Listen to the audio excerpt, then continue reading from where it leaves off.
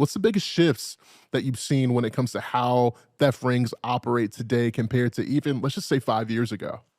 Yeah, absolutely, and that's a great place to draw the line. 5 years ago, really, pre-pandemic, cargo theft was just a different animal than what we're dealing with today. Back in the day, the before times, if you will, the cargo theft was much more traditional straight theft, which is, the thieves are going to case the origin. They're going to get to know the schedule a little bit. They're going to follow their targeted tractor trailer from origin, wait for it to be left unattended, then they're going to steal it. Right. Right. Now we're seeing much more strategic theft, theft by fraud, theft by deception, depending on who you're talking to. It goes by a myriad of different names. But essentially, these folks have figured out with a little bit of industry knowledge, and it really doesn't take much, that they can vastly increase the scale of their operations while also reducing the risk that they expose themselves to. They're using technology. I mean, it's gone past what we used to, as an industry, we used to call fraudulent thefts fictitious pickups. Oh, yeah. And that's because fictitious pickup was a type of fraudulent theft, but it was the only type that we were really dealing with at the time.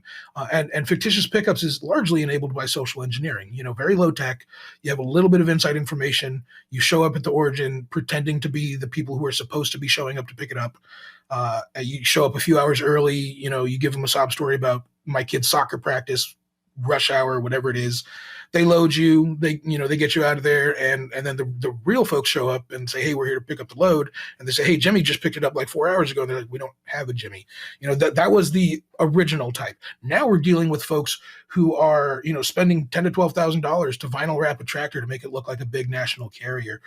They're purchasing MC numbers and USDOT numbers. They're fraudulently assuming the identity, stealing the identity of carriers and brokers. They're performing sophisticated double and triple brokering schemes, and they're using all sorts of cyber-enabled tactics in order to do this as well.